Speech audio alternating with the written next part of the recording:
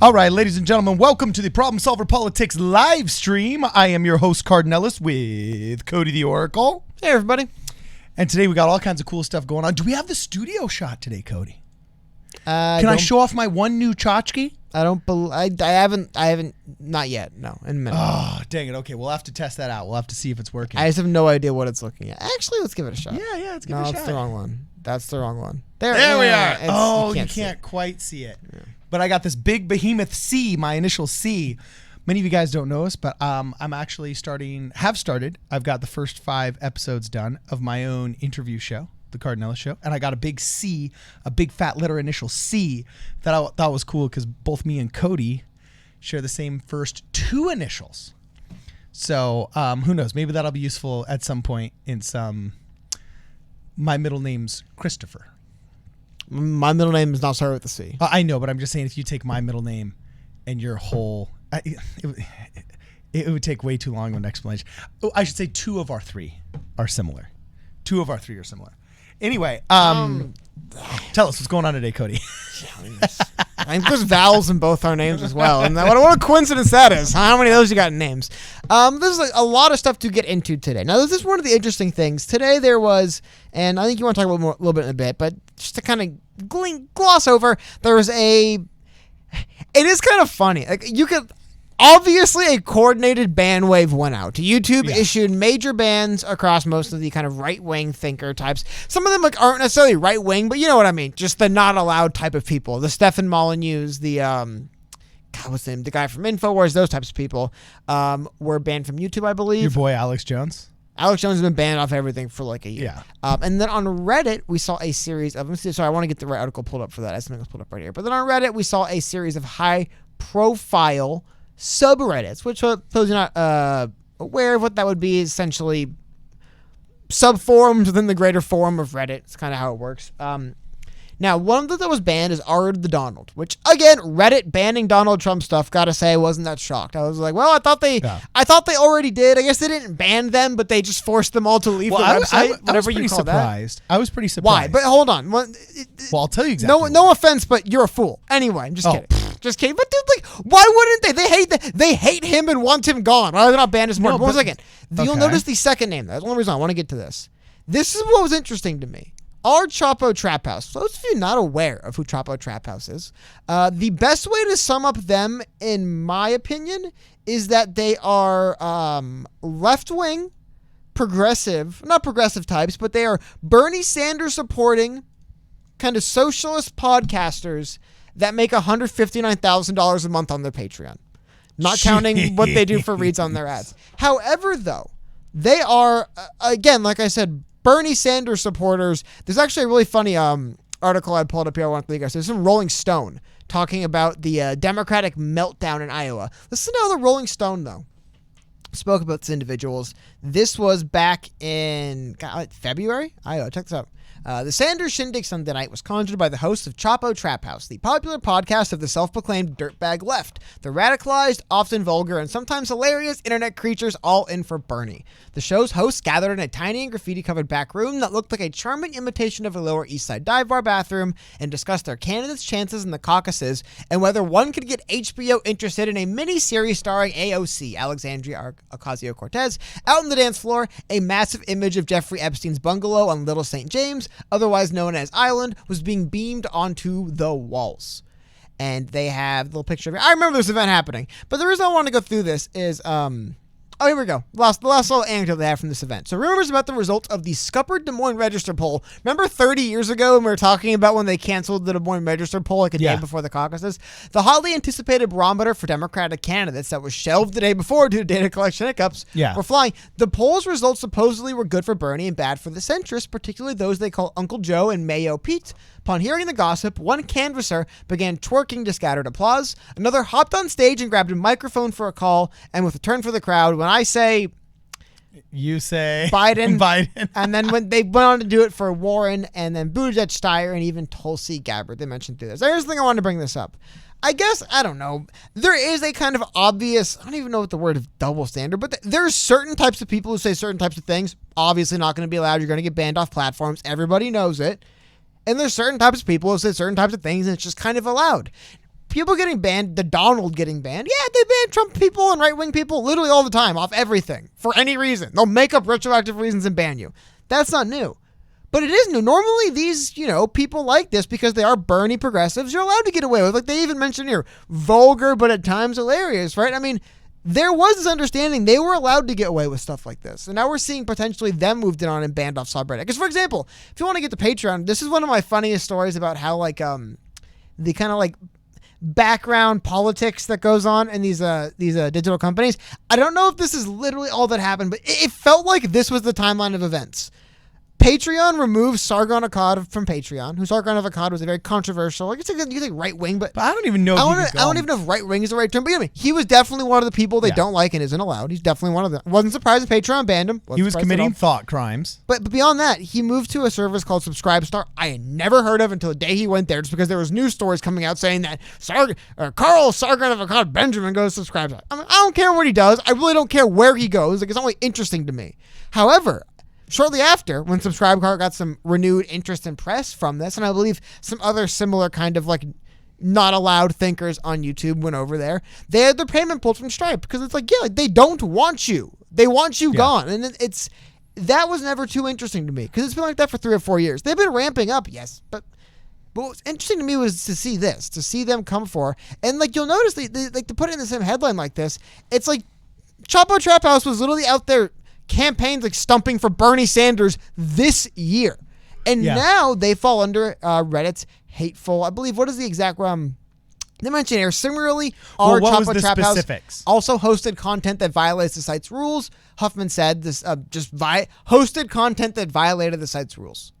And their new rules, I believe, was on many things.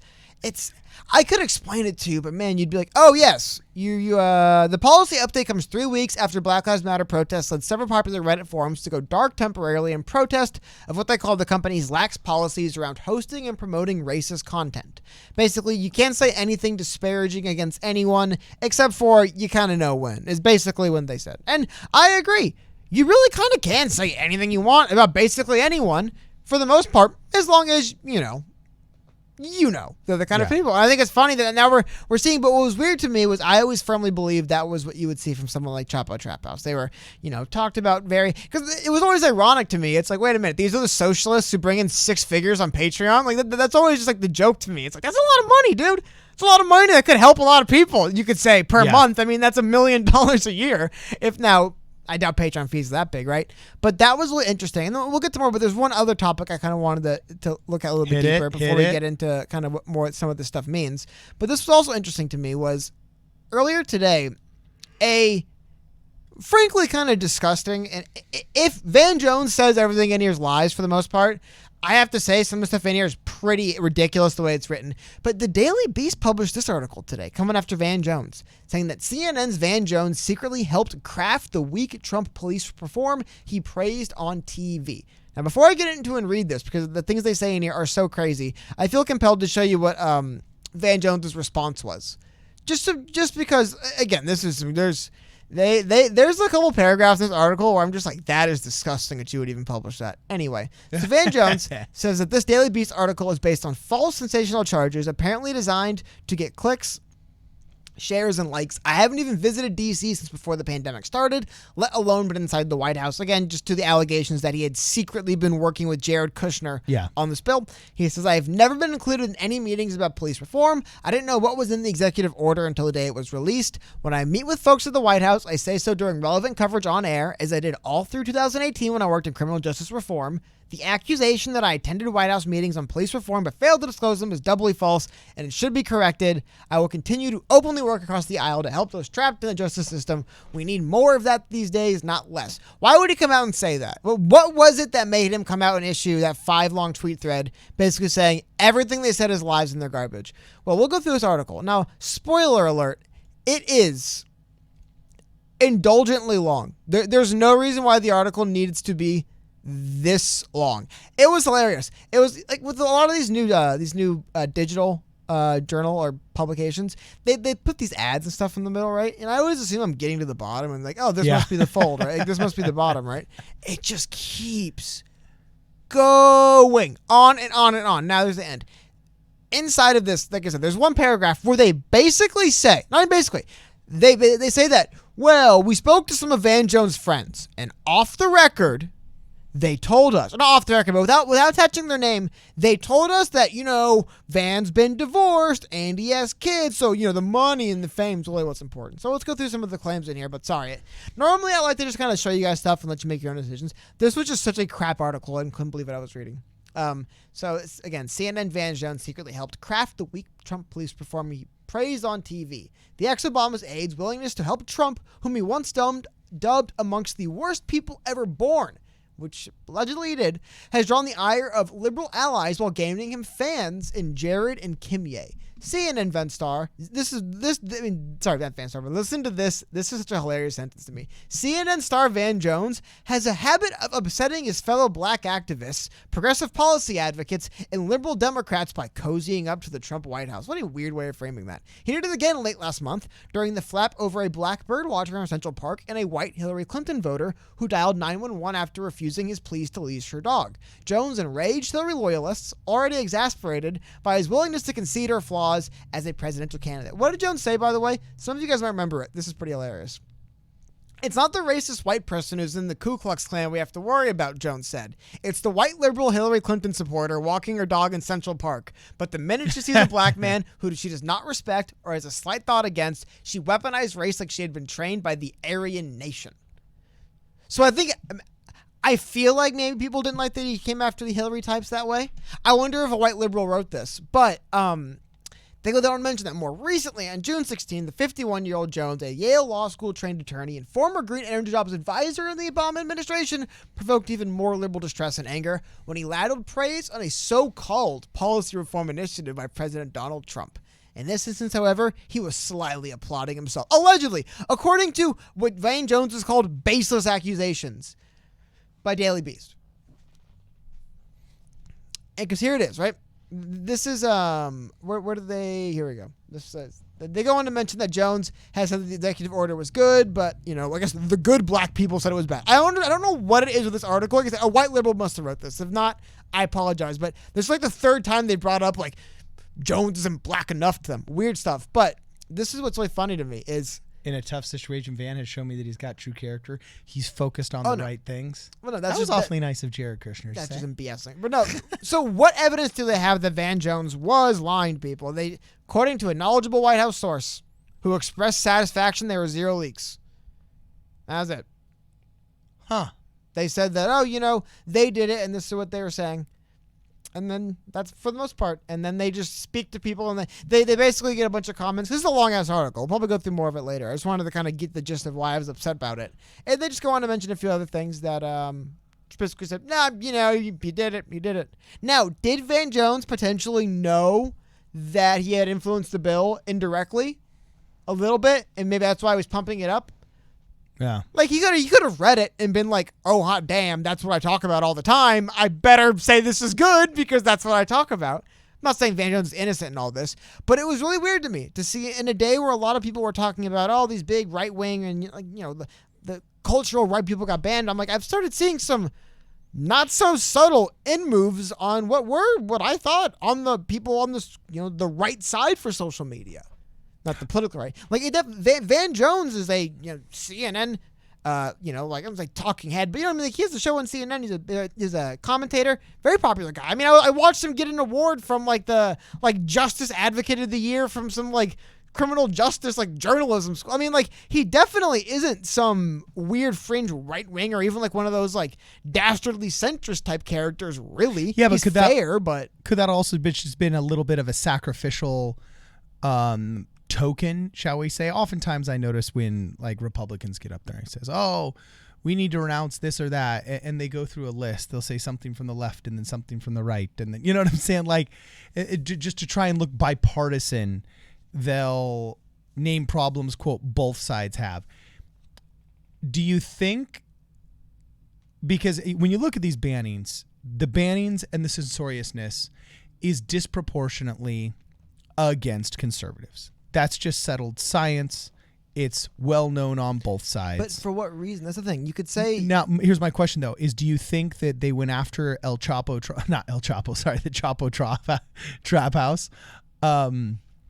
If it was El Chapo Trap House, they'd be able to escape they'd be able to escape. No, but I mean, a lot of their cancellation. A lot of their content is, especially by the way, the subreddit is not content they put out. But the large thing I'm trying to say is that there are spaces that exist. For example, this is a good way of framing it, right? When Facebook instituted their laws officially banning Alex Jones, they said that almost all discussion of Alex Jones was banned on the platform. You couldn't talk about him. You couldn't praise him. Or you could talk about him, but it had to be negative. You could slam him. You could bury him. You could go up and you could pound it ass because he's the worst person ever. And yet, this is how... I think when Reddit came out and banned all the platforms, that was actually what they said in the rules. Was that while some things are considered hate speech, it's not considered hate speech to everyone. To certain groups, it would be considered acceptable on our platform. I think they referenced the majority. Did you also think the that group was just power. them trying to put on a show to make it so they didn't look so completely partisan? Because, for example, if I really wanted to disproportionately use my power to help my side of the argument, I'm not going to be so obvious that I outlaw 9 of my opponents, but none of anybody on, quote, my side. I would obviously outlaw 1 or 2 on, quote, my side. Oh, just so I could be like, oh, no. Is anyone believing him? Is anyone believing these liars? No, it's obvious. I did think it was. I did think it was a little bit interesting. And again, the Chapo Trap House subreddit. I'm not trying to make it as this bastion of the left. It's their Patreon was removed. No, they're probably going to be just fine. As far as I doubt they're gonna. I doubt Apple remove them from their podcast. Even though I don't listen to them all the time, but I've seen clips. I'm sure they say things that are not considered acceptable all the time.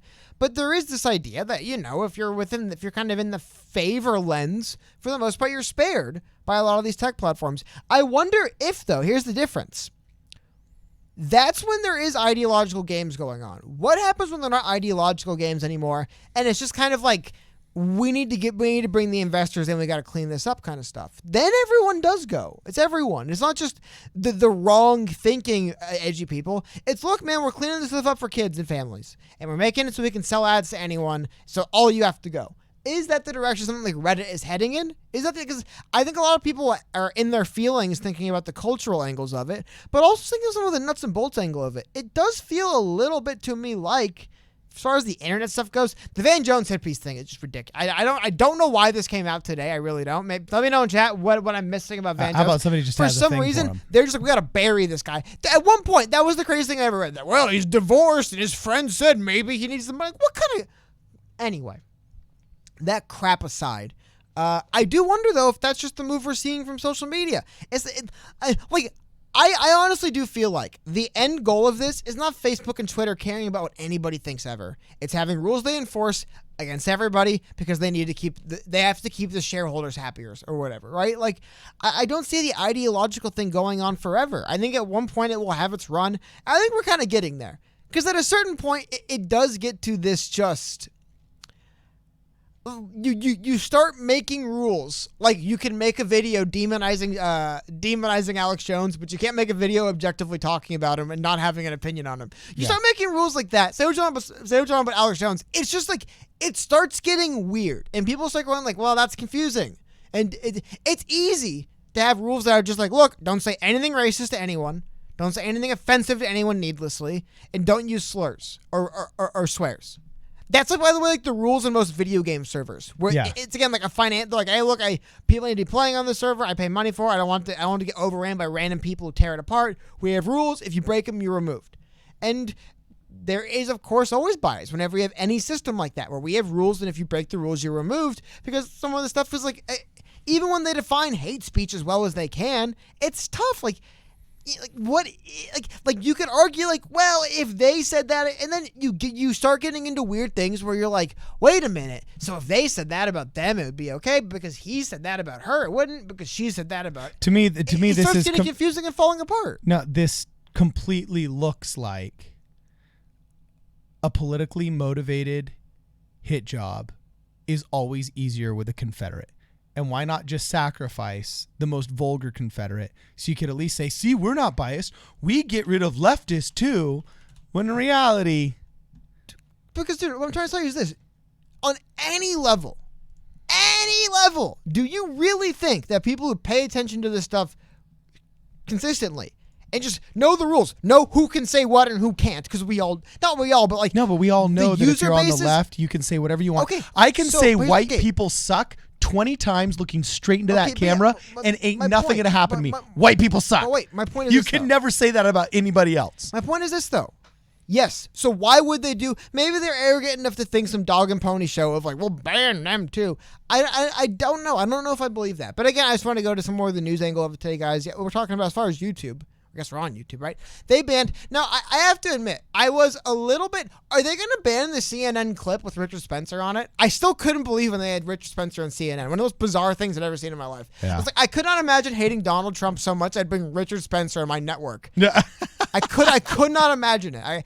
I can't imagine the world where I put Richard Spencer, CIA agent himself. Anyway, Stefan Molyneux, David Duke, Richard Spencer, and more were banned for hate speech. And we'll go through the platform they mentioned. And again, I'm not surprised that like David Duke and Richard Spencer are gone. Yeah, I know, but that doesn't Richard surprise Spencer. Me. The actual two white supremacists. You know how much of a genius Richard Spencer is? Richard Spencer he self-appointed himself leader of the alt-right, thinking that somehow that'd be a good career move. That's the kind of genius former white national, I don't even know what he's about anymore. That's the kind of level of thinker you got on around with here. Yeah.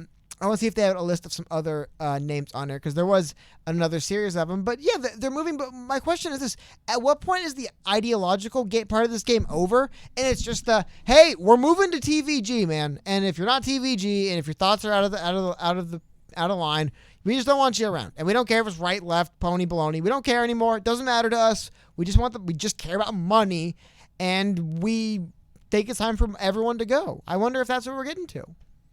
But what do you mean by it's time for... Obviously not everybody can go because they need content creators on the platform. And they're trying to get away from, quote, controversial issues because they want to have more, quote, advertiser-friendly content on there, okay? So at some point, they do have to make a decision about what's considered controversial or not. The only problem is that you can't talk about politics without inducing controversy into the argument. And they are picking which controversy they permit and which they do not. They are picking a side. And it's that simple. If they want to say, okay, well, you can't swear and be like the FCC, and whether you're on the left or on the right, you can't drop F-bombs in the chat or over the live stream, well then fine. That's a very even standard. But no, it's completely biased. There's a total double standard here.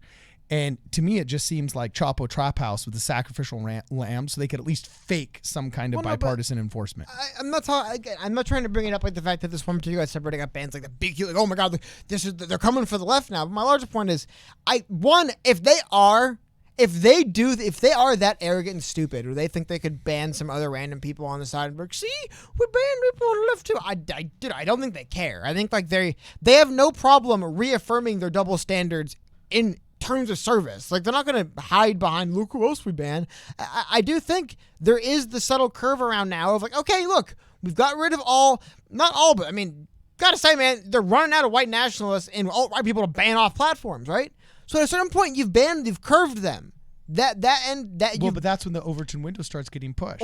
But that's also when, if you are legitimately looking at dollars and cents, you might say, okay, look, they're all gone, but now we have people that are still doing these things that are unpalatable, but they're on the left. We don't care about right or left. We got to get rid of them too. I don't even think it's a dollars and cents question, because you do have to ask yourself, Cody, how many dollars and cents would Alex Jones be worth? I mean, just in terms of views, just in terms of the pure awesomeness and the craziness of like lizard people. How many people in this chat? Myself, I could say myself. This was question, right? You could weigh in yourself, chat weigh in, I'll say with myself. I basically don't use social media anymore. I closed my Facebook account. I tweet almost never. I barely read Twitter because I can't stand being there. It's unbearable. It's awful. It's just terrible, hateful people with persecution complexes just ranting and raving like madmen every single second of every single day. It's like, I can't read this stuff. It's crazy. So I've left. They're losing money. Regular people go onto these platforms. It's like, Jesus, man, this is insane. This is the wildest. Like, there was a story today. A man and a woman walk out of their house. There's a crowd of people in front of their house walking by. They walk out with guns to scare the crowd off. And it is like people have gone in their heads, wrote movie scripts, and are watching the craziest stories, and they're just sharing them all over the world. And it's like, I am a very, very big believer of, if the story ends with and nothing happened and no one got hurt and no one got arrested and people just went their own way. Now, I do believe that they're pressing charges in this case, right? But I'm like, just say that nothing happened. Say that ultimately it got hairy for a second there, right? But ultimately nothing happened. I think enough people are just being like, dude, I'm done. I am done having to go online and fight and argue my position that I maybe kind of believe in a little bit against people who maybe kind of believe in what they believe. And a lot of people, like, I'm not doing it anymore. I'm off it. So guess what? Advertisers might notice. It feels like your average daily users are going down. Why are your average daily users going down? Is it because every day is the battlefront of the culture war on your platform and that's not what people want? That's what a very small percentage of people want. Most people don't want that. I used to go on Twitter for memes and jokes. They literally don't exist there anymore. So I don't go on Twitter anymore. There is no memes and jokes. It's just fighting and anger. Yeah. And conspiracy theories. There's some force out there coming after you. You know, it's like, I make this joke with you a lot, but I read some of these tweets. Like, are they in the room with us right now? Like, apparently they are everywhere and they do everything and they're responsible for everything. And that's what I'm thinking, dollars cents. Like, at a certain point, I think someone mentioned in chat, they brought up before this concept of like, even like the podcast host of Chapo Trap House, like, bitch about their subreddit because it's just a bunch of kids saying awful, nasty things to each other. Yeah, man, that's what's happening with social media. It's a bunch of emotionally children saying awful, nasty things to each other. Like, why would that be any kind of welcoming place that grows? You're just going to shrink until it's only the awfulest, nastiest, most immature people left. Because everyone else will be like, I'm done, man. I'm done with bad faith arguments that go nowhere. That was a lot, Cody. Well, I mean, it's just like, seriously, man. Like I said, let me know in chat. Have you been finding yourself using social media more or less in the last 2 weeks, last month? Me, basically done. I don't use it anymore almost. Actually, yeah, let me start with that question because the small interjections I was going to make over the past 20 minutes, I've forgotten because you kept going. I would have to say, in regards to your commentary about getting off of social media because it has become, we've always known it was a little bit toxic.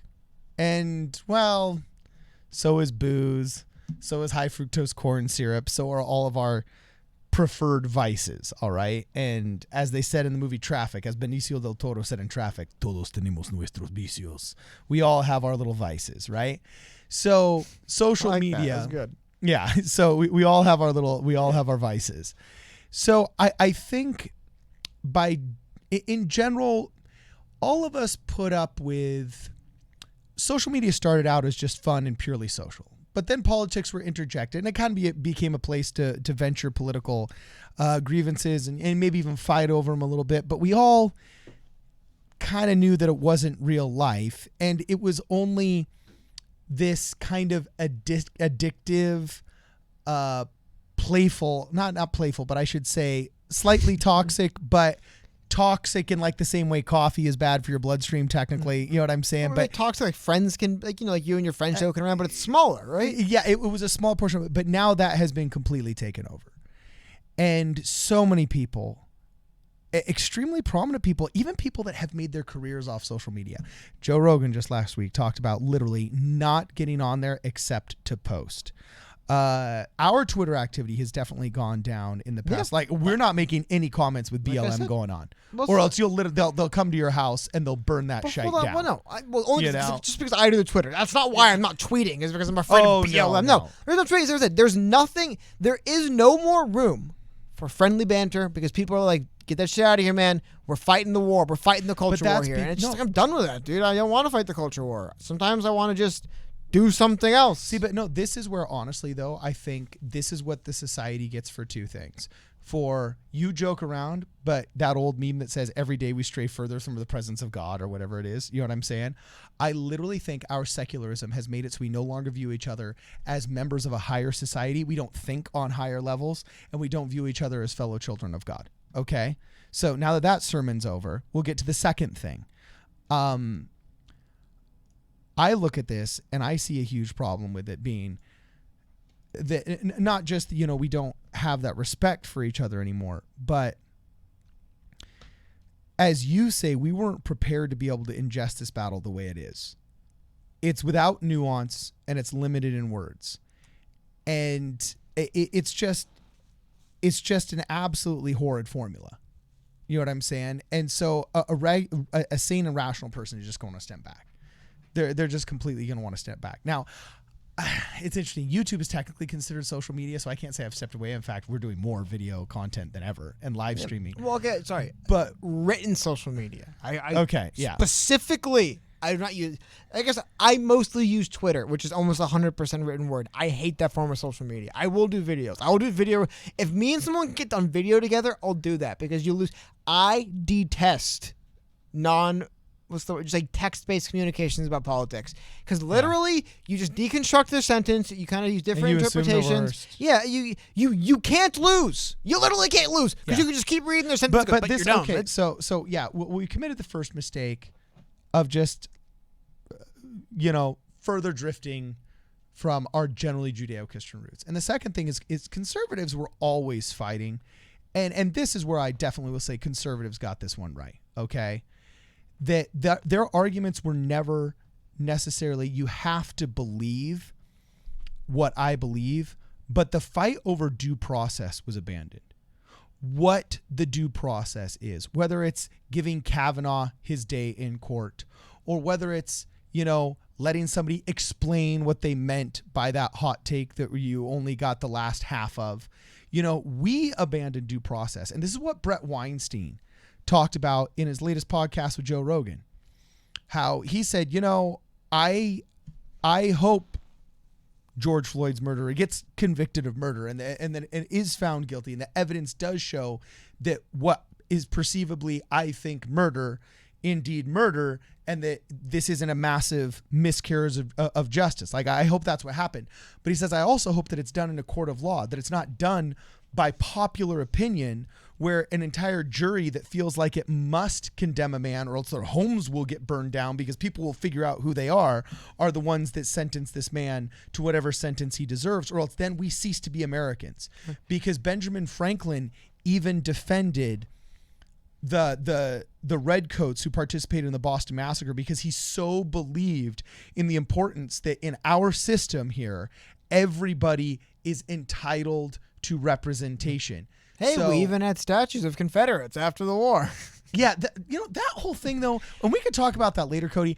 I still haven't gotten it. Like, did you see how Mississippi, and this is an aside, did you see how Mississippi just finally voted saying, okay, fine, we'll get rid of the Confederate. I didn't realize the state flag of Mississippi had the straight up stars and bars on. Like, okay, let's just say there's.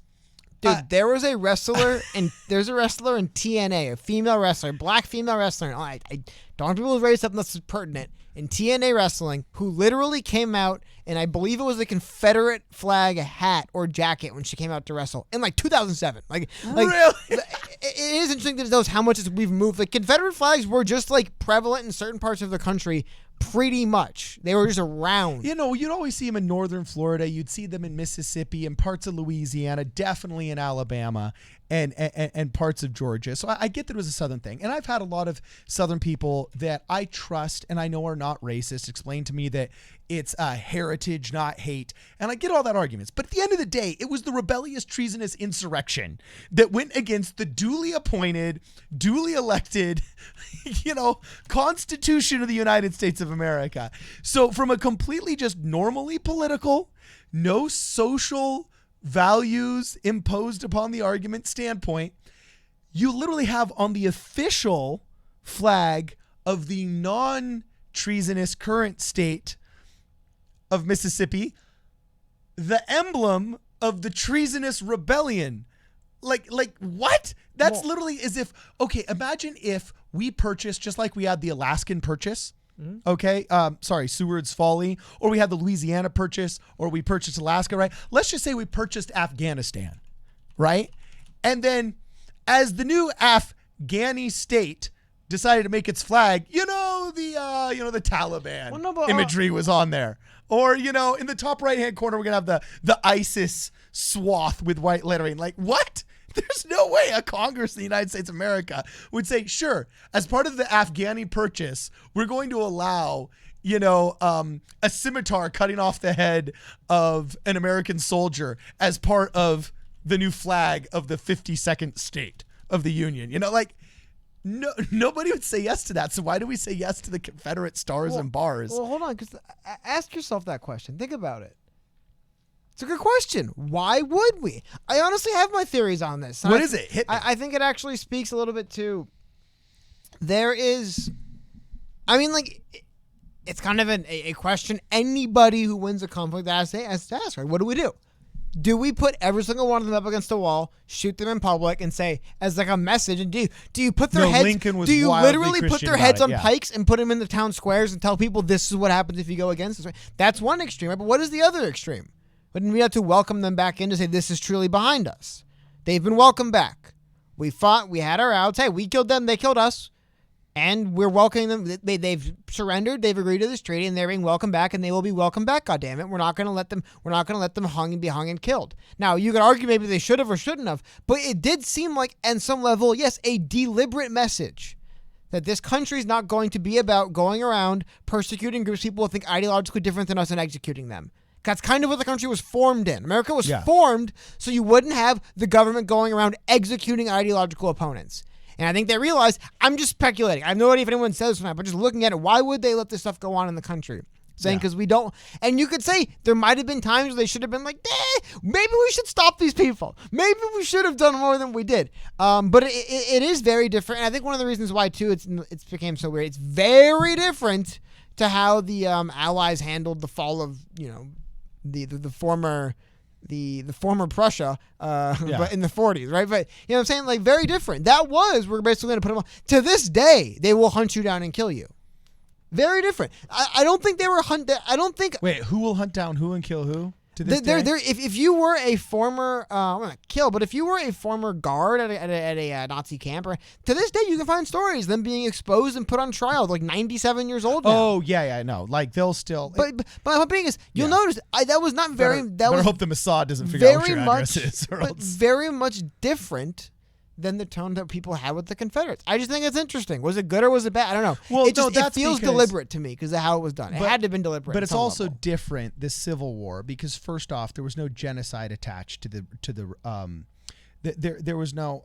I mean, there were severe human rights violations that there was a war fought. There is some. That's what I'm saying. Like you could argue, it'd be one thing if we fought over a mountain because we thought it had a good view, and then we said, you know what, we're both kind of dumb. But it's like we thought you should have got rid of slavery. We were fighting over. Yeah. Okay. So no, I'm amending what I'm saying. Just let me finish. Yeah, no, when I say there's no genocide attached to it, what I'm saying is not that there was no genocide attached to it. I was going to finish my sentence and say that it's not external, like.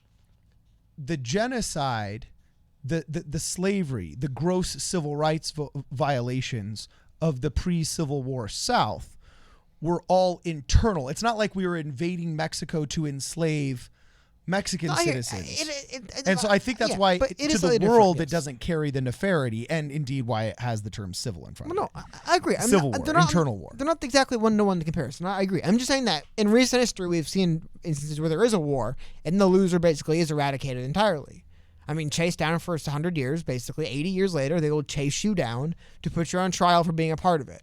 I don't think that was what was going on. Now, I do think there was some of it going on. There was, because that's one of the weird things that doesn't get reported. There was like radical anti-slave movements that I think did, after the war, go into the South to round up former slavers and basically execute them. That was going on. It just was stuff that I don't think the state ever sanctioned. But there was definitely people going around trying to find people that you were involved in the slave trade to kill. Yeah. There's bounties put on their head, all that nonsense. That actually sounds like a cool movie. Like The Count of Monte Cristo, but just some guy who like watched his friends get lashed or something. That'd actually be a BA movie.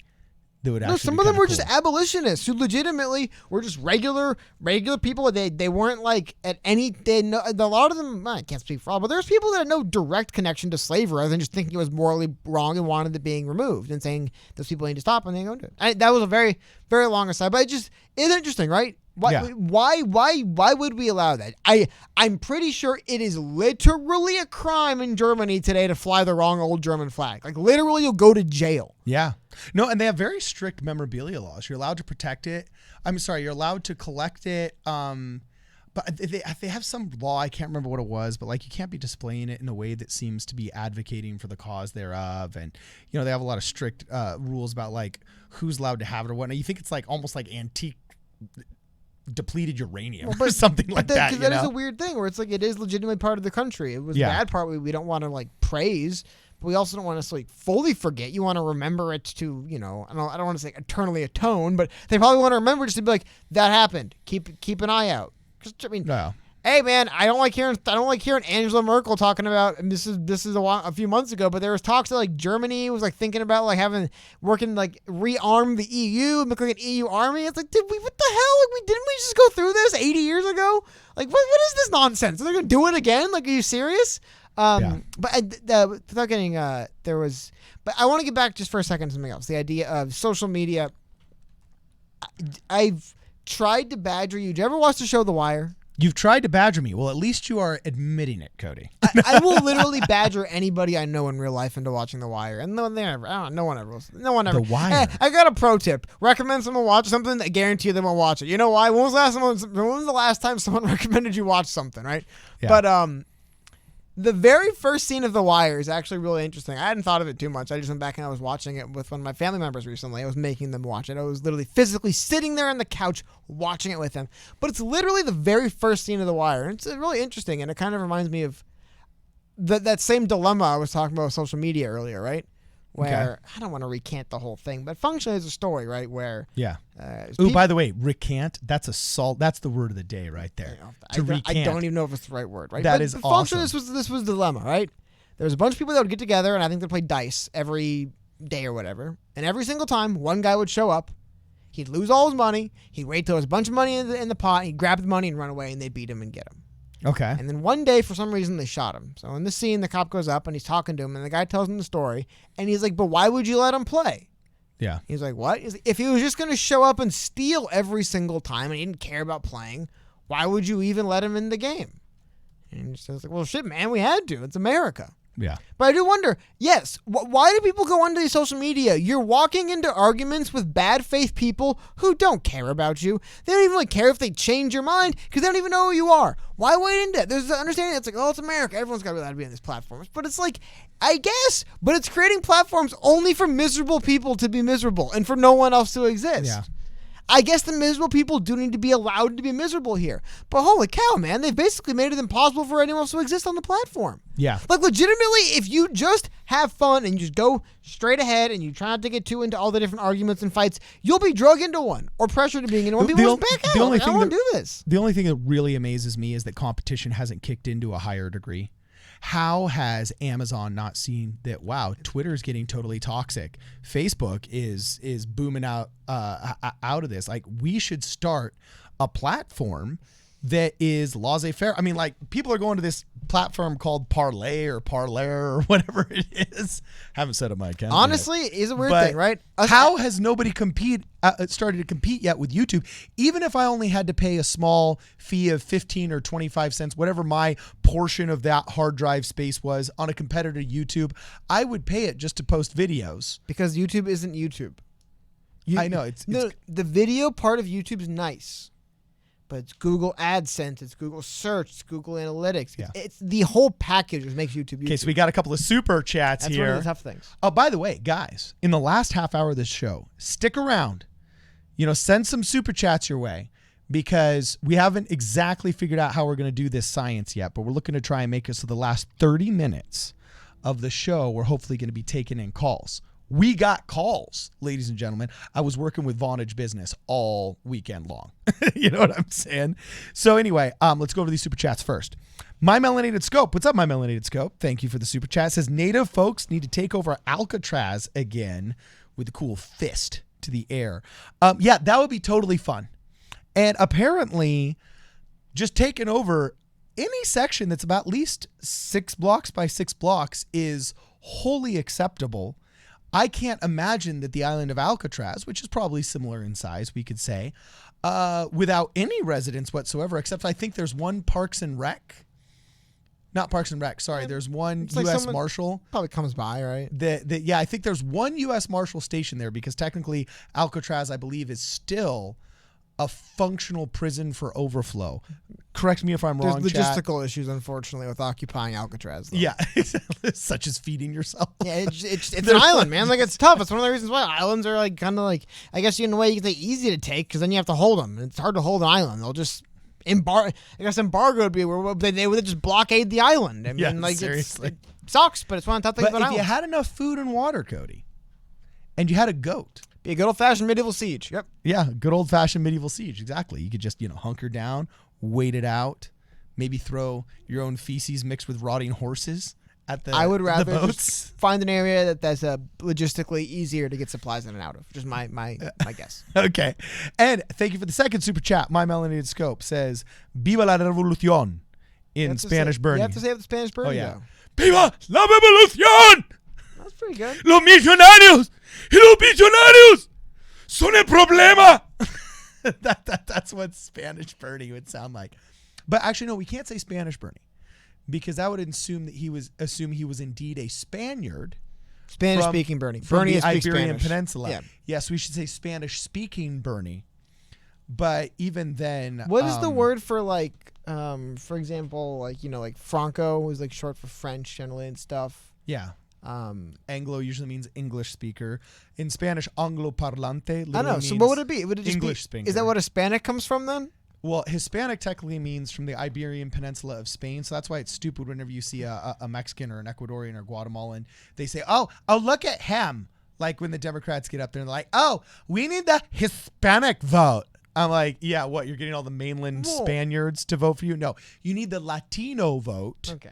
Okay. Oh, is that the word I'm looking for? Latino? Is that what I'm looking for? Yeah, and this is what's so stupid. Okay, so Franco parlante means a French-speaking country in Spanish. Okay. Anglo parlante means an English-speaking country in Spanish. But in English, when you hear the term Anglo, you all of a sudden think all this racial crap. You don't realize that's modern. Anglo is a linguistic denomination. So, we would call it Spanish-speaking Bernie, or you would say Latino Bernie? Hablante. So Latino Bernie then? Is that what that's Or what you I'm call trying him to get? Latino Bernie. But you know what's funny about the term Latino too? It actually means anybody whose language derives from the vulgar Latin spoken by the Roman soldiers of the Old Republic. So it technically would include Italians and Romanians because they speak a vulgar Latin-based language. So when we say Latino in America, we don't generally think of Italians or Romanians, but they are included within the linguistic sphere of Latino Americanos. That's it. Well, I guess it's similar how in America, when we hear Asian, we think exclusively East Asian. We only think of West Asia. Yeah, how's that, Joshua Herr, for fake science lessons, huh? That's a linguistic lesson, brosef. So anyway. Is linguistic science? Yeah, linguistics are a science. Of vocabulary is science. Phonetics is a science. It's a grammatical science. So anyway, we should do more Spanish-speaking Bernie, because you only really need to know 7 or 8 words. Like, he got rid of millionaire, so you don't even have to say billionaire. I should do a members-only Spanish class for how to speak Bernie in Spanish. You just need to know malo, visionario, malísimo, revolución. What else do you need to know? Impuestos, Medicare para todos. Dude, you want something kind of weird, speaking of the internet? What? Speaking of, it's very interesting. So I got bad news for anybody in chat. If they ever think a word meant anything, words don't actually mean anything anymore. They really don't. You get to pick your meaning. This is fascinating to me. Check this out. So if you Google Anglo, what Anglo means by Google search, it shows up. And when I first saw the definition, I'm like, that's weird. This term has been in use longer than how they use it in here. Anglo, a white English-speaking American, as distinct from a Hispanic American. That is a very modern description of what the word Anglo is. That's not what it originally was, again, here's Wikipedia. It's a prefix indicating a relation to or a descent from the Angles. England, English culture, there we go. The English people. But I was one of this. This is where it mainly comes from. And they mentioned it's Canada. It's used to differentiate between the French speakers, Francophone of mainly Quebec, and some parts of New Brunswick. Basically, and parts of Europe where you have people that were French, whatever speaking. By the way. But now, just real quick, but the definitions are switched. Look at that. If you just look the word up on Google, they give you, that is a radically modern definition. American. They give you Anglo's the Bernie talking Bros about, not even answer. that. I love that. They bring up American. It's like, dude, this term, I'm pretty sure, maybe it doesn't, but I'm pretty sure this was used primarily not in America, but in Europe, where England and all these places are. Could be wrong, but I've definitely seen this in use. I mean, I believe they mentioned these like 1800. It's so funny to me that it's just the endless arrogance of the Americans. Every single word ever existed exists around America today. But the I endless don't even arrogance think this of is the arrogance. Americans. You can't see that is Google trying to create a narrative. It is Google trying to create a narrative. Well, it's not Google all of these bannings are the tech giants. It's Silicon Valley in cahoots from Oxford with the. Oh no, there's no way. That's the Oxford definition. Oh, well, okay. Yeah, good thing they're not the official dictionary of the English language, because that. It's just hilarious to me. The American. That's what. Yeah, the English term just called Americans. Look, what? All of these I didn't know that at all. No, all of these institutions have been corrupted. The APA got corrupted by politics. The American Psychiatric Association has already been corrupted by it. The SPLCC, the ACLU, they've all been corrupted by politics and are willing to push whatever garbage the leftist hive mind wants them to push. And if you can't see that Google is literally living up to George Orwell's predictions, that you separate a people from their past and their history, and then you can isolate them and manipulate them, and the first thing you do to manipulate them is to change their language and change the very meanings of their words. Yeah, because I guess I've been hearing this word wrong my whole life. Even the UK version, they bring up America. It's like, dude, I was under the impression that this was used so you could kind of better differentiate different kinds of vaguely similar white people in Europe. It's like, well, they're all kind of like white Europeans. I think Shakespeare used the term Anglo. I'm according to this 18th century, so maybe I'm thinking of a different term. But I have legitimately seen it used primarily to denote, yes, English-speaking European, English people from the country of England predominantly, but then you do like the Anglosphere referencing various English-speaking countries like New Zealand, Shakespeare talked about the Anglo-Saxons. Yeah, well, I guess just shorting it to Anglo is the reference they use there. But yeah, like I just mean like these words existed just so they could say like, okay, we're all basically white Europeans, right? But like some speak French, some speak English, some are from Ireland, some are from Scotland, some are from southern France, some are from northern France, and they would just here it is. Shakespeare Online. Just fascinating. Shakespeare's complex sentence structures and use of now obsolete words is a derivative of the Germanic mother tongue of the Anglo-Saxons. Yeah. So there. It's an old European. So you're telling me that Google's best definition of the term Anglo they could come up with is the modern Bernie bro version where, oh, if you say Anglo, it must be because you're like totally like pro-Aryan, you know? Like, really? No, this has a deep heritage that goes back to frickin' Shakespearean times. Not even like deep heritage. Just that it was a word that existed for a legit reason that wasn't like some specific modern racist reason in America. It existed back in the day, I'm pretty sure, to just denote like, and again, the like fact that Google Franco, permits that. Franco being for like a French-speaking. Yeah, for a example, francophone means a French-sounding language. Yeah, yes. or people call them like Francophiles. They love French things. Yeah. I mean, like it was just, I don't know. Maybe I guess the world's gone. I guess I've gone crazy and the world stayed normal. But it's just funny to me. It's like, dang, I always thought it was a pretty scientific term, just in reference to like individuals from this area. Science is not allowed. Everything is politics first, and then we use science to prove our politics instead of our politics getting informed by scientific reason. And I sense in my life, I have seen an increase in big tech and big tech companies being in cahoots with the DNC in order to push a narrative. And the best way you push that narrative is changing the meaning of words. So they will push forward this idea that the definition of Anglo means white racists, basically, when in reality, it means anything, just like Caucasian this is means hilarious. This side of the Caucasus Mountains, because we used to fight the Turks, and it was the European Christians versus the Muslims, and that's how the world was divided up, and this goes back to the freaking 15th century, you know? No, they're going to say, oh, no, Caucasian means like this definition that we pulled out of a gender studies book from 2014. Check this out. But this is hilarious to me. Apparently, there was something known as the Anglo-Dutch Treaty of 1824. Tell me where in the Anglo-Dutch Treaty they were using that word so they could separate light-skinned Hispanics from white people in America. Because that's what the modern definition tells me. It's a word specifically to denote white non-Hispanics.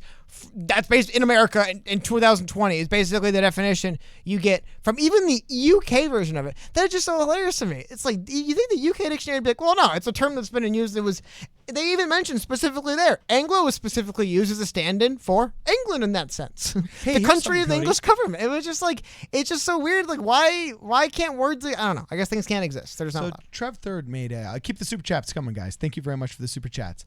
But Trev Third said something interesting, that Tuesday is Thursday or Mars Day. Is Thursday based off of some kind of linguistic derivation of Thor? I've never heard that one. Who knows? I mean, I don't want to get into word etymology. I just happen to think that one's particularly interesting because, again, the reason why I even thought of the word to begin with, we were talking about it, I'm like, I know there's like Franco for French. I was wondering, so I guess Latino would be for Spanish. Well, here's another crazy I wasn't even thinking about anything other than just like boring old, like, what's the word you use to group, like, for example, like francophone, I think it's like French music, right? Like French speaking shows. Like, it's just so bizarre to me. I don't know. Well, here's one for you, Cody. What's so interesting is in Argentina, they don't say hablo español. They don't say I speak Spanish. They say I speak castellano, which translated into American English basically would roughly translate into Castilian, which technically would be mainland Spain. And they claim that their Spanish is the purest form that was spoken by the crown. But there is actually no reference to the use of vos, which is the common form of addressing somebody informally in Argentina and Uruguay, in use in Spain in a widespread manner. It looks like that's just a name that was developed later. So, Castellano is not spoken in Castilian Spain, which is actually kind of funny, but it is spoken in Argentina. Well, language is weird. Bit of an aside. Language is weird, man. we got way out on tangent. So what were you talking about? I was just so confused when I pulled the definition up. I'm like, what the hell, man? I thought this was like a European term they used to tell like the countries apart. I didn't know it was used to talk about. Again, wrapping up that point, the eternal arrogance of the American. Everything exists in relation to America today. Anything that has ever existed in the million years of history, it only exists in relation to America today. Now, American sensibilities are today. Nothing else matters. But let's go to something new. Some of you guys might have been with us last Monday. Yes. Last week. We were talking about the primaries, and there was a Which primaries? Well, specifically. One in particular, very interesting, going on in Kentucky for the right to represent the Democrats going against Mitch McConnell for Senate in the state of Kentucky. Amy McGrath was a fighter pilot. I don't know much else about her, but she raised $40 million plus from big-time Dem donors as a kind of centrist. I believe she frames herself as a Trump Democrat. I believe that would be her. Oh, please. What does that even mean, right? Anyway, I don't want to say in the 9th hour, but towards the end of the campaign or the end of the primary season, the last 2-3 weeks maybe, a Charles Booker got a lot of head steam, local state rep, who had endorsements from AOC and Bernie Sanders, about $1 million he raised in a couple weeks, big push. He came out gangbusters on the in-person votes and took like a 12-13% lead from Amy McGrath, and at one point had her beat by about 40 votes. However, jeez, it appears, as the wrinkle in this is the fact that it wasn't until tomorrow, actually, that they'll be finalizing all of the absentee ballots they've had. And it seems as absentee ballots have been coming in, Amy McGrath's lead's been widening. And you know what's interesting about that? Okay. Interesting about reason why I don't love mail-in voting, I don't love absentee voting. Again, Charles Booker push happened in about 2 to 3 weeks before the election. Yeah. Good chance a lot of the absentee ballots coming in from McGrath were back when... Dude, if you looked up polls 3-4 weeks ago on this race, it was just them asking people in Kentucky if they'd vote for Amy McGrath or Mitch McConnell. They didn't even bother polling the primary. It wasn't until like the end it became a race. And it looked like Charles Booker was going to win. At one point today, he had a slim lead. Well, that is now fallen an additional 3 points. And it seems, as I've been monitoring this, as more and more votes come in from more precincts that had been voted absentee and more than likely had been voted before Charles Booker's kind of bigger media push, it seems to be growing Amy McGrath's lead. It's the reason why I don't... Like, the reason why... Do you think why... they're cheating? Not cheating. It's... What happens if you are going to vote for someone and then you find out something you really don't like about them? And you can't go the back day because or you day already before. mailed it. Yeah, it's like, why not wait until the last moment to vote so you know that there's no... Because then what if they come out and it's like, actually, they lied to you about this. Here's an audio recording of them in the back room saying, like, I lie to those idiots all the time. They're dumb. It's like, well, I already voted for them. Yeah. That bothers me. It's one of the reasons why and how about even just somebody who didn't know Charles Booker was running until they started reading op-eds and they started seeing commercials and they're like, dang, I guess this Booker guy actually, maybe I could vote for Amy McGrath, but... You know, not like die hard, I have to switch my vote, but just maybe people he could have won who are like, I already voted. We'll see. I've just anecdotally, as I've been watching these numbers increase, and again, it's only 20% of precincts, about 19% of the expected vote counted with 20.2% precincts reporting. Still a long way to go. It's just the trend seemed to be in this race, which is really interesting. Early on, Amy McGrath, Charles Booker basically had her dead even and was beating her when it seemed that they were kind of getting on all those foot traffic votes. And then it appears as they've gone to counting more and more absentee votes, she's just grown that lead more and more. It's really interesting to watch. Well, could it be also that she is probably having the same advantage that Katie Hill had in the California 25th district? Here, I mean, that last week, that money talked. Those $4 million she got from Bloomberg in those last 7 days, she hired some 2,000 ballot harvesters. I had friends that were living in some of the suburbs here that literally said, I've had somebody come and offer to take in my ballot on behalf of Katie Hill 8 times. 8 times.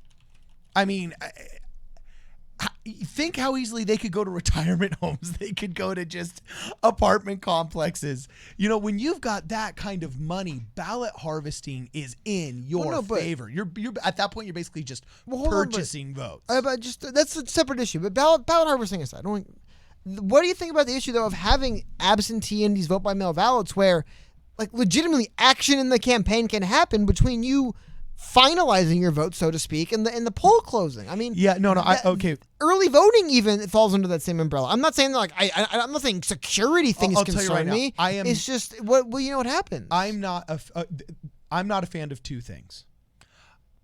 I'm okay with having a period of time that you can vote, as long as it's short and it's rational and it's reasonable. A lot of people have said, I want to do one of two things. Either make election day a national holiday so you have no excuse to go to the polls that day. And if you want to vote by mail, as long as it is postmarked by that day. I actually wish the vote by mail was actually done so it had to be postmarked by that day. In some places it has to be received by that day. But in other, generally you have to be postmarked by that day. But I have a problem with early voting because to me, early voting, just like you say, to me, early voting is only politically motivated voting. Because who votes early? Man, the day those polls open, I get 15 things on my Facebook thread of all the most hyper-partisan people in our valley talking about how they're going to vote out Donald Trump. Vote blue no matter who, and that's who's doing early voting. Now, to a certain extent, I guess logistically it's nice to get the ideologues out of the way because you already know how they're going to vote and they're going to make a party out of it as though we're like Comic-Con 2021, okay? And they're going to camp out the night before.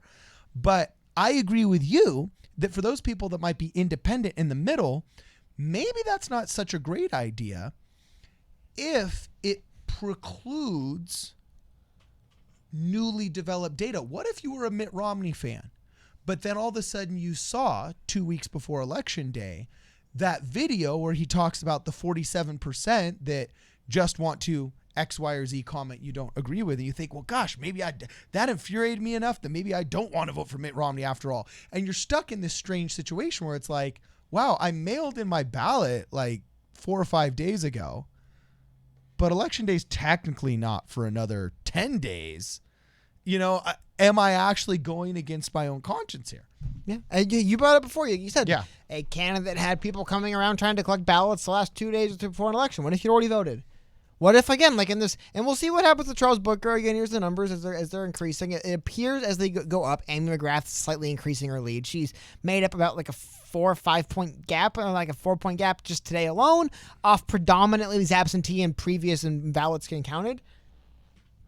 It kills the opportunity. Because here's the other scary thing, too. I might also show something weird about this side. We were joking about this before, too.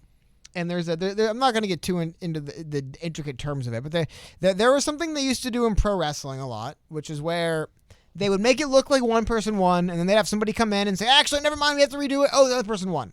And that way you can kind of try to send home everyone happy. No one really has to lose. You can kind of get to everyone. And it's funny with a lot of these elections with the amount of votes that are coming in and being counted later and coming in from various places from absentee vote. It's almost like that's how so many of these elections go now. Yeah. Where it's like, like at first you hear the bell ring and it's like, oh my God, Charles Booker Day's going to come back and be Amy McGrath. And then it's like, but then wait, actually we got to count another. It does take away the finality of Election Day. Yeah, and it kind of makes it weird and wishy-washy, and it kind of, I would say too, is going to kill some voter enthusiasm if this stuff keeps happening. If people feel like they go to the booth, they place their vote, they come home, they turn the TV on, the person says, wow, crazy night, it looks like so-and-so's going to pull it out, how cool. They wake up in the morning and they're like, actually, the vote swung 9 points the other way, absentee ballots. It's like people are just like, well, that sucked. It felt like I did nothing. It felt like I had no. Well, imagine how the numbers made it up. Imagine how the representatives in Orange County feel. I do believe it was that like 4 people won on election night and then all lost their election the next day, right? Something crazy like that. No, many were ahead on election day and in the polls on election day, and then magically 2 or 3 weeks later. The worst case was Representative Kim, who actually was like sworn into office, went to freshman orientation in Congress, the whole 9 yards. And on like her 4th day in Washington, D.C., the California Secretary of State calls up and says, well, actually, as we've been counting all of the ballot harvested mail-in ballots, your lead has shrunk to a point where now you're actually behind Gil Cisneros, and we're actually going to declare him the victor. You need to leave Washington, D.C., and we need to send Gil Cisneros to Washington, D.C., even though you've already gone to freshman orientation.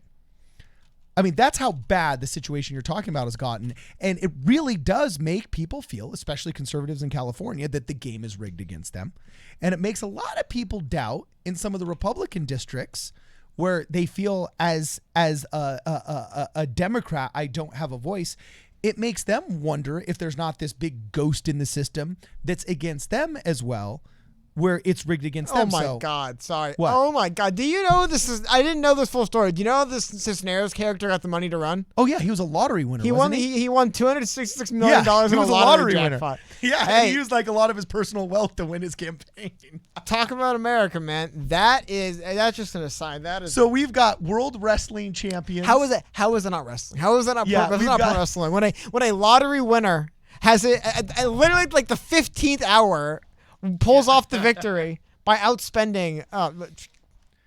It's brutal, dude. I guess that's exactly. I'm not gonna get into the weird terms, but that is That is it, man. That's exactly what I was talking about. So what was her first name again? Young Kim. That was it. Mm-hmm. Yeah, I mean, she was an incredible candidate. She would do this was pretty crazy. She would do all of her press releases in both Korean and in English, and I think she even tried to execute one in Spanish. It was like a trilingual candidate. It was pretty crazy, man.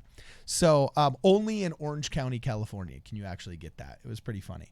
But I do agree with you.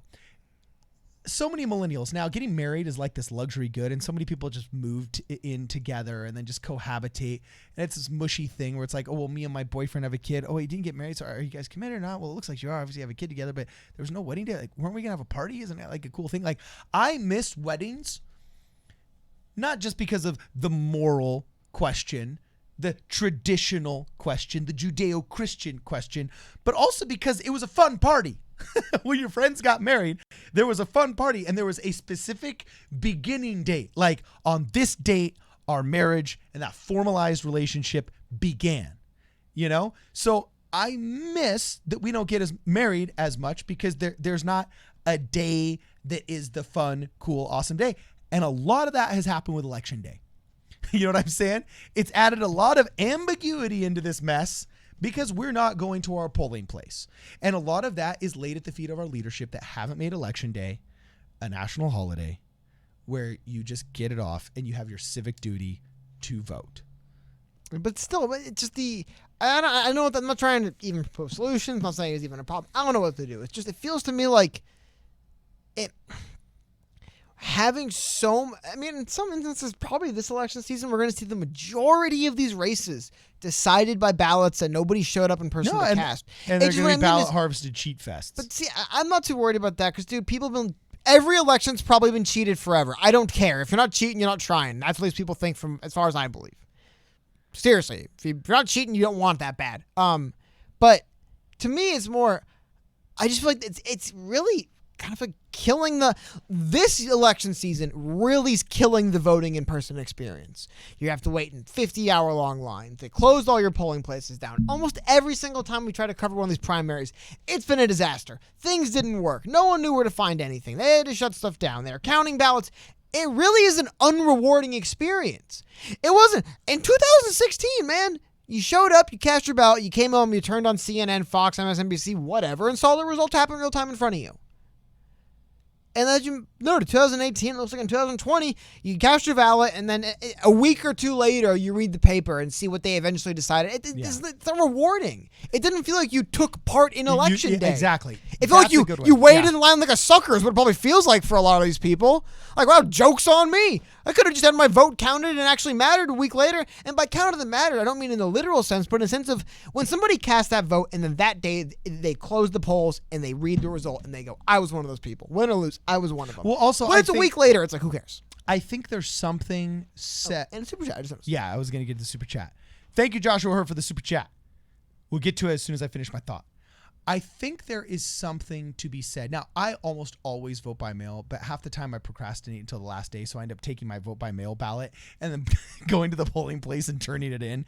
Because to me, there is something to be said about the act of getting off your duff and going to the actual polling place to perform your civic duty, if not for it to be a physical reminder that we live in a republic, a representative republic, and you as a citizen are choosing your representative in this act.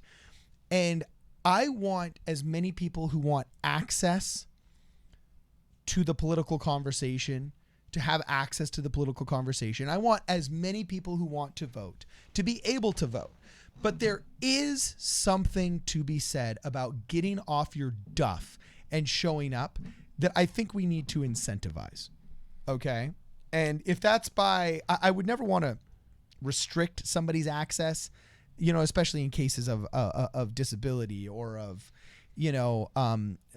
difficulty or traveling abroad or military service or whatever. But there is just something about election day.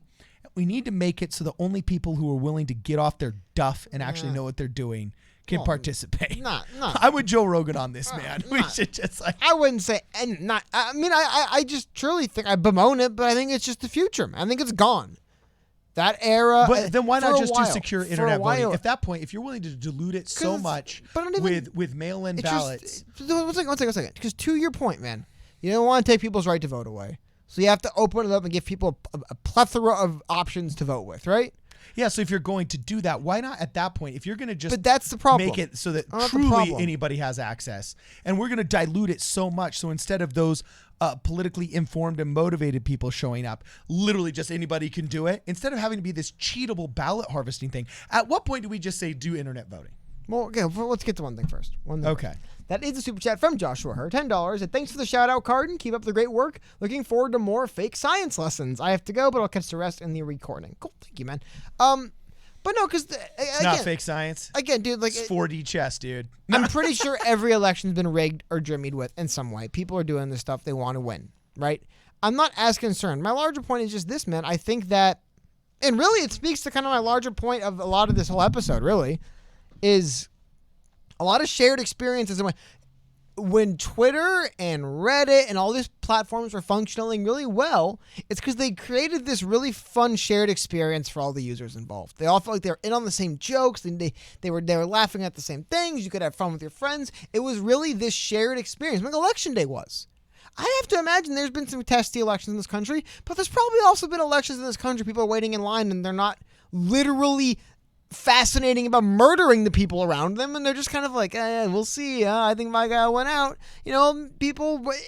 I don't think there was always this kind of very, what's the word I'm looking for? I mean, you go to the polling booth's a lonely place, but man, there's something about not having that collective experience together of people going out to vote together and then coming up and seeing the results and just having numbers come in.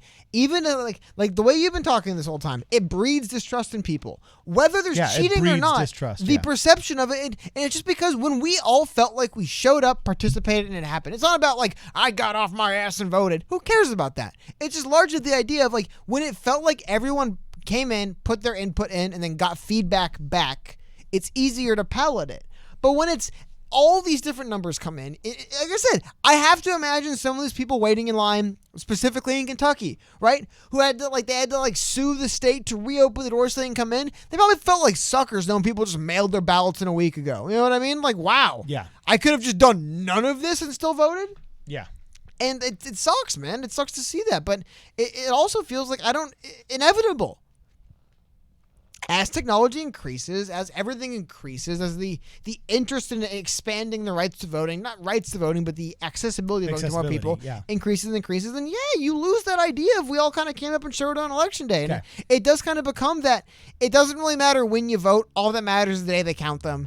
And the day they count them is probably 2 weeks after you voted or a week after you voted. And there might even be too close to tell. And then you'll just kind of have the result beamed to you from on up high eventually one day, as opposed to feeling like an active participant. And maybe that's largely the point I want to get to. I wonder how many people don't feel like they're like actually, what's what I'm looking for, like actively participating in a way they like to in a lot of this stuff. A lot of it feels like you kind of know what you have to say, you kind of know what you have to do. I'm talking about social media. And I wonder if just all that, it's pushing people away. It's one thing pushing people away from Twitter, but it's another thing if we start pushing people away from the polling locations, you know what I mean? Where they're just like, geez, man, I wait in line all day and it sucks and it takes forever and I guess I should have just voted for home. And it's just, I don't know, man. I don't like to see it, but at the same time, I don't know if there is it might just be the direction things are headed in. Okay, so we got a super chat here from My Melanated Scope. Thank you very much for the super chat, my friend.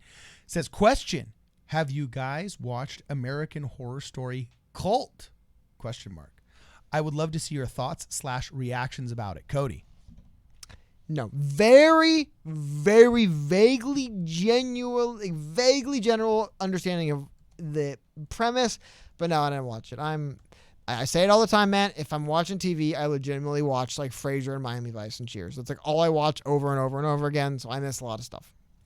Okay, so no, I haven't. I'm looking it up right now, and I think I will add it to my list of to watches. I wonder why. You're probably about the second or third person I've heard talk. Or I've heard. That was a great word. I heard talking about this for probably about the past year. So I will indeed check it out, My Melanated Scope, and we'll get back to you, let you know what we think about it. And so, oh, geez, man, it's already 6. We got 7 minutes before we got to end here. We were going to do calls today. Well, I'll tell you, we're working on them. What we're thinking of, guys, how about this right now in chat? Tell me what you think about this. We're thinking of doing this for the short term. We're thinking of doing Monday, Tuesday, Wednesday, and then Friday doing shows more like today. And like we'll talk about news and concepts and stuff we'll go through. But we wanted to try something on Thursday where we'll do a show. We'll open up the phone lines. We'll have the lines open throughout the show. We'll do some Discord stuff. Basically just have a show on Thursday where we really just kind of like ask questions, interact with you guys so we can get all that stuff and we can get more time on topics that are a little bit less related to things going on of the day or other topics we put aside. But we got to end the show with a call, right? I mean, I would say no.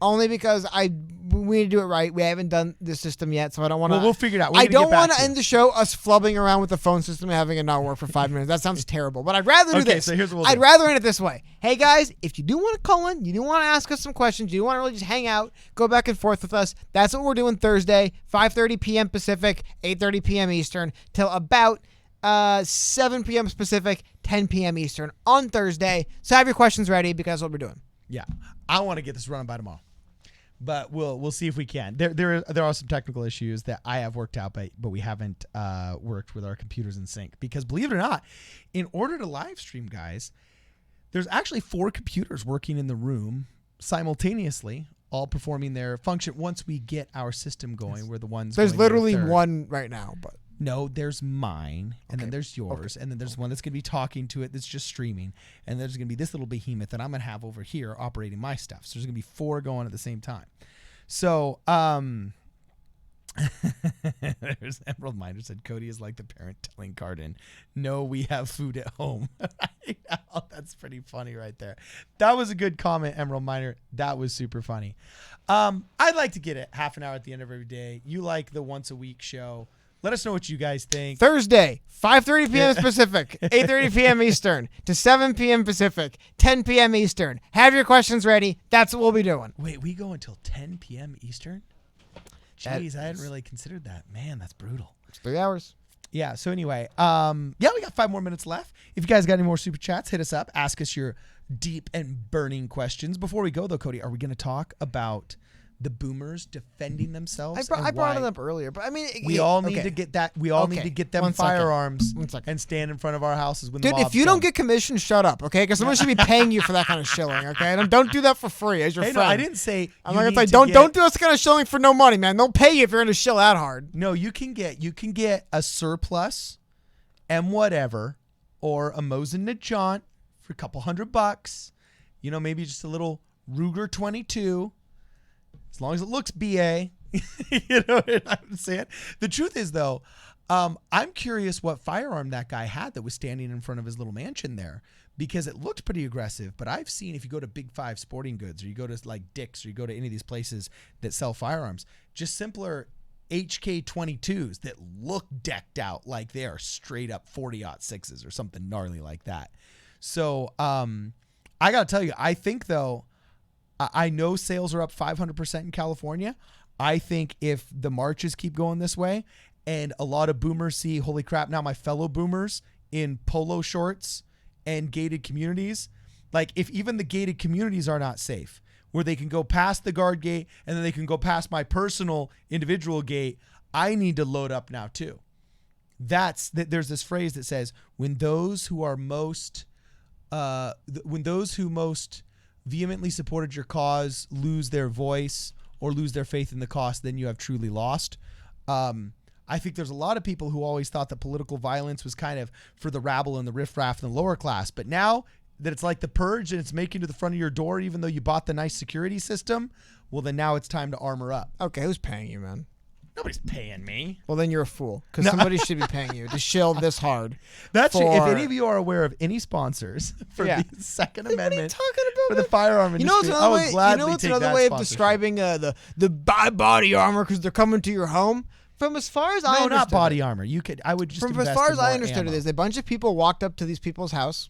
They came out pointing guns at him, and then I think everybody left without a shot being fired. No, they didn't. Okay, first off, why was no shot fired? Because the gun was there. But second off, there was a mayor who had issued a statement in which she read a letter that was written to her. There was the funny picture. There's one picture that's hilarious, man. I legitimately, when I saw this picture, I thought it was they don't have it on the St. Louis Post. Yeah, and it's very important. I thought it was a still out of a film. I'll see if I can find it. It's very important that you understand this context. The mayor read a statement in which she was reading a letter that was sent to her by citizens inside of her district.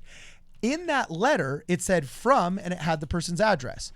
As she was reading the letter in its entirety, she read from and the address and the city and so on and so forth. And people said, oh, you're doxing your own citizens. Well, if they didn't want to be doxed, why'd they put their address on it? Fine. She issues an apologetic statement, and they come to protest her at her house, which is in a nice neighborhood, where you have to go past into the gated community, and then each home is individually gated. They make it to the front lawn of this guy right here. And so at this point, in the rich, wealthy neighborhood, you've had to go through the front guard gate, and now you had to go through the front personal gate, which I think is the scary thing. And that's what made these guys come out armed like this. Look ridiculous. No, man. First off, the guy looks pretty BA. He looks that ridiculous. Looks like a retired old dude. They both look ridiculous. That chick, man, she this looks looks like satirical. she just whipped that. I know, that does look a little satirical. It looks like a joke. Like, when I saw this, I thought it was a still shot from some satirical. Like, what was that movie? Like The Hunt? That's kind of cinematic, where they dude. hunted. That's what I mean. It was. She looks like the wealthy woman that would sucker punch you. My take on this, I'm done showing this people. My take on this is, if you spend more than 20 minutes of your day today thinking about this, got bad news, you're a sucker for the media, man. This is one of the dumbest stories I've come across in a while. It's like when I say a story comes across on my thing that's functionally two people had an argument in public and someone filmed it. And no, but I gotta tell you, this is metaphorical. People Cody. came and waved guns at the crowd. Oh my! No, Cody. Bob Gold, No. stop everything! Like You're missing hell, this. man? This is completely metaphorical. There's a lot of Americans out there. Wait, that are metaphorical saying, as in not actual, as in not literally what happened, as in just some BS we're going to throw on top of it. Okay. You can disagree with me, but I guarantee you there's a lot of Americans that are looking at this and saying, holy crap. If me playing by the rules won't make it so that my business gets defended and I get screwed by the mob, where am I safe? If not even in my own home in a gated community, can I rely upon police to stop the mob? It is literally up to me. So I'm not strong enough by myself to do it. I need a force multiplier. What's a force multiplier? A gun. People have been waving guns at people on their property since the firearm first existed, dude.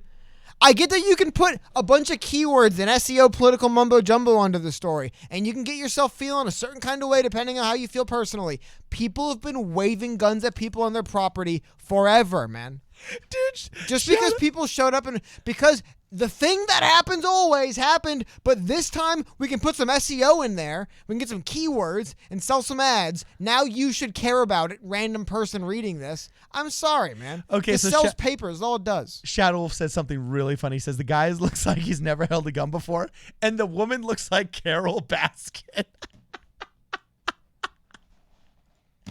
It's true.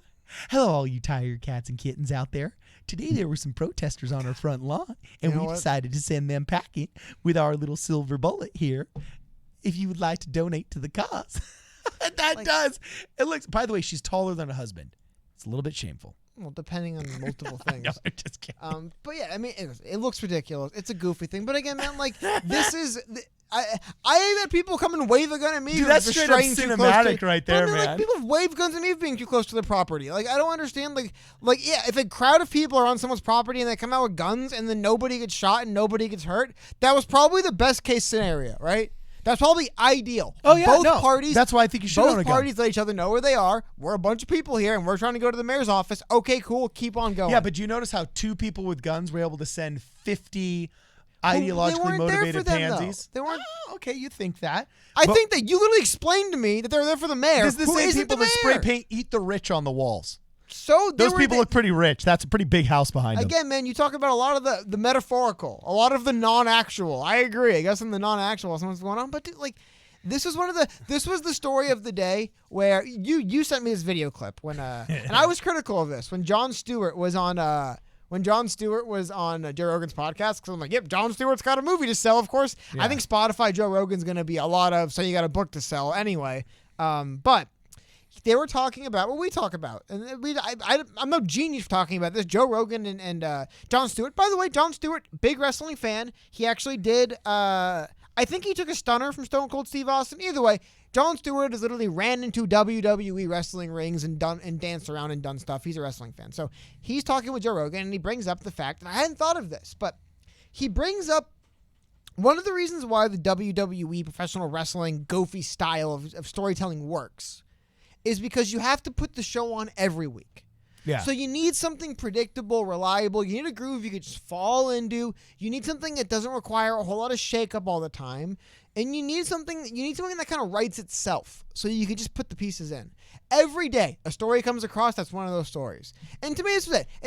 This was, like I said, when I read the story, I'm like, oh, so nothing happened. So a bunch of people were walking around through a neighborhood trespassing, so homeowners came out with guns, waved it at them, and they kept walking and nothing happened. However, if you read this saying like, oh my God, there's people threatening the peaceful protesters, or oh by God, the mob's rioting in the suburbs, like you could draw your own conclusion because exactly that's the game, that's the programming they've came up with.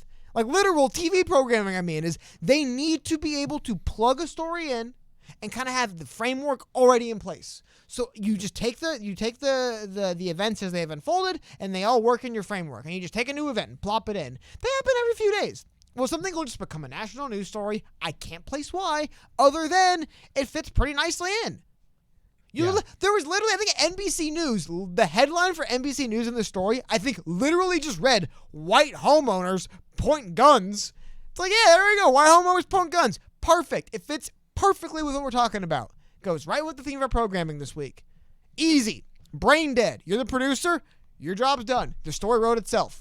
White people with guns pointing at protesters. Story wrote itself. Everybody fits in where they are. People that feel like they're being persecuted on both sides, ironically enough, will fall into their feelings about how they're being persecuted in this, and it will just continue. Because it's good. It's easy. The story's already there. You don't work that has to go into it. These producers, these talking heads, these journalists, they don't have to do any thinking.